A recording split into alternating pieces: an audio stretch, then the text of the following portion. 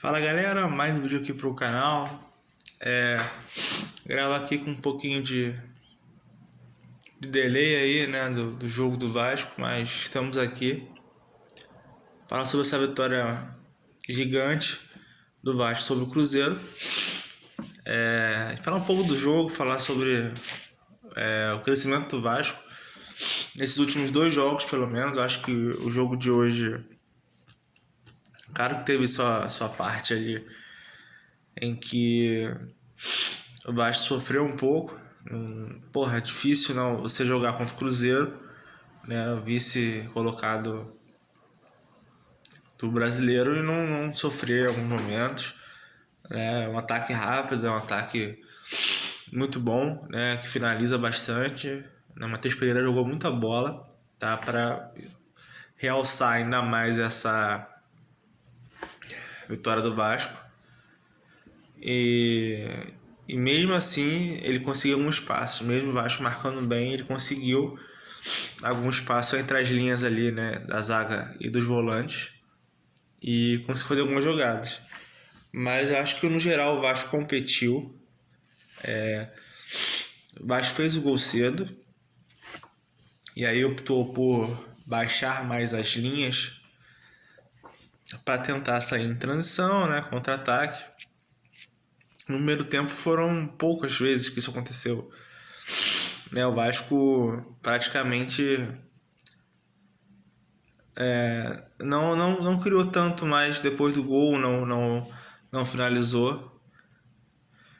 O gol foi até interessante, eu acho que quase todo mundo tocou na bola, até a inversão para o PH. Cruzamento muito bom para o Ryan. Mas depois do gol o Vasco tava meio difícil de segurar a bola na frente. Talvez uma ou outra finalização, mas nada com perigo.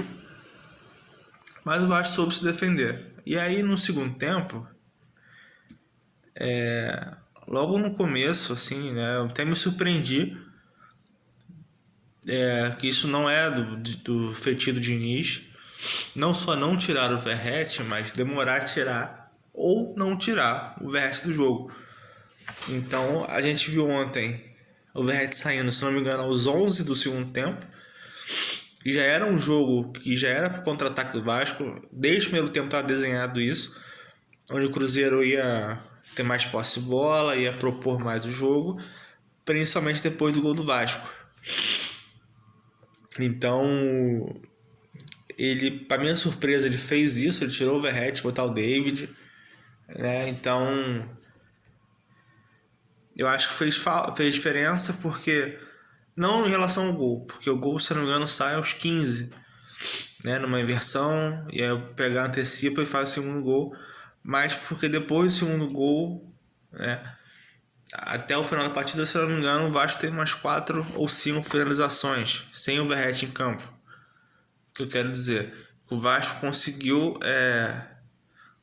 ameaçar mais, no sentido de que, você tem jogadores com mais mobilidade na frente, que aí entrou o Andrés Gomes, entrou o David, você botou o Ryan centralizado, né? É um cara que também gera jogo, se movimenta. Então o Vasco, teve um ataque mais veloz e com mais movimentação. Então vamos lembrar aqui que o Vasco teve um lance com o David que ele chuta para fora, um chute do Ryan, 2 chutes do Ryan, teve o lance do Puma, né? Teve umas 4 ou 5 ali. Vai poder ter matado o jogo. Então isso foi logo depois da saída do Verratti.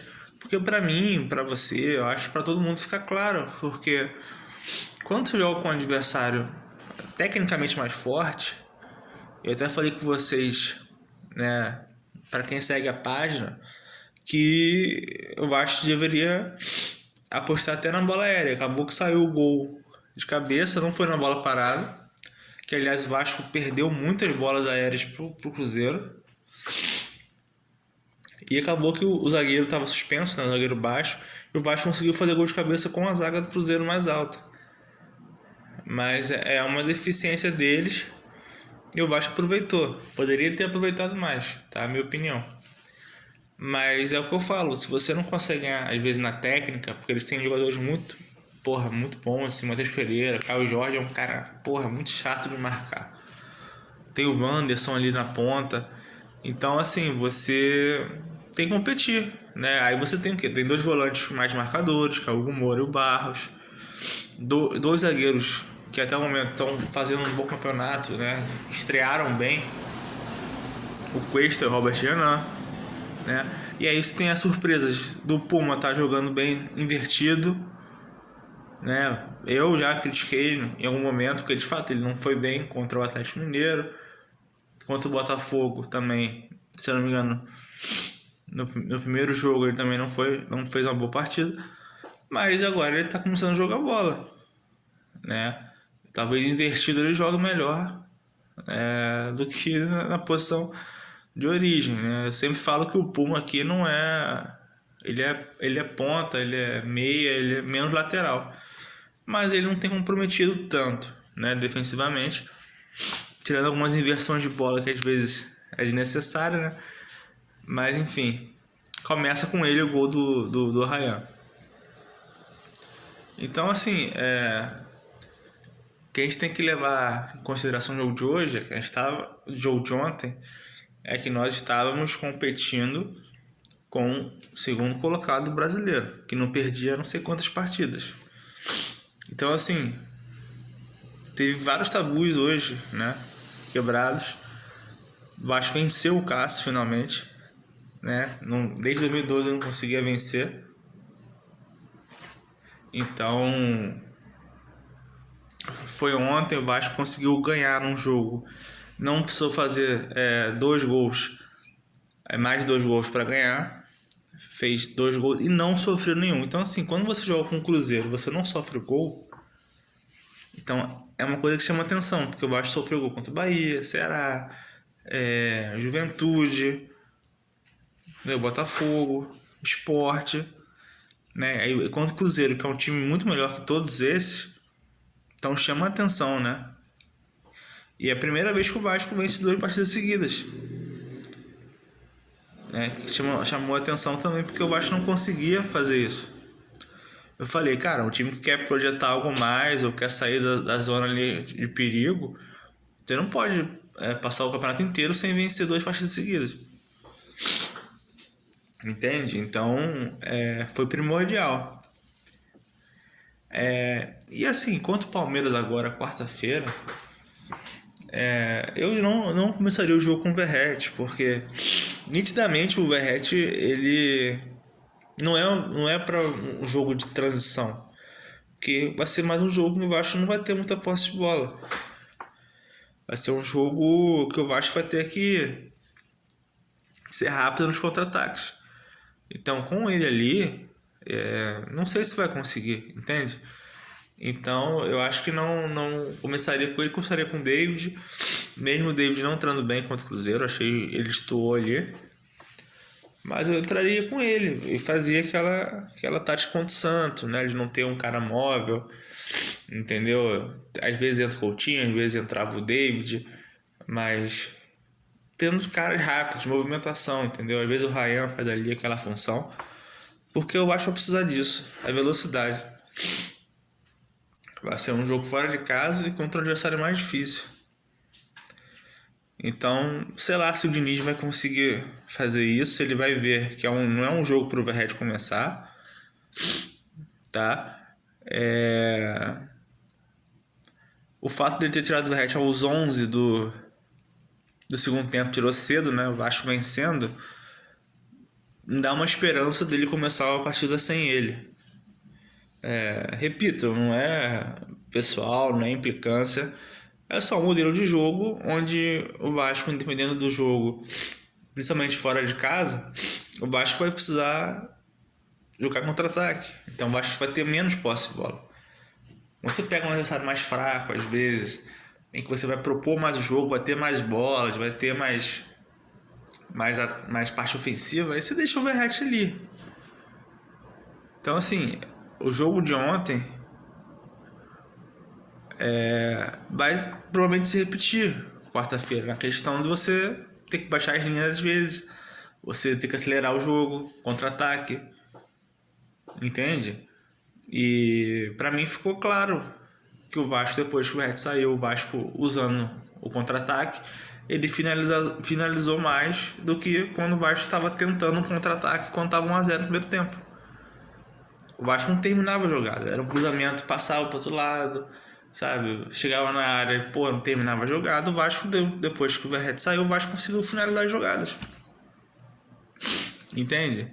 É uma questão nem de, repito, não é implicância, é o que o campo está mostrando, os números estão mostrando. Para quem assistiu o jogo, viu a quantidade de chances que o Vasco teve de fazer o terceiro gol. Então, assim, eu espero que o Diniz veja isso. Porque é importante. O Vasco está 7 jogos sem perder, ganhou 3, empatou 4. Tá 8 pontos da zona agora. Do G6, G7 está 5.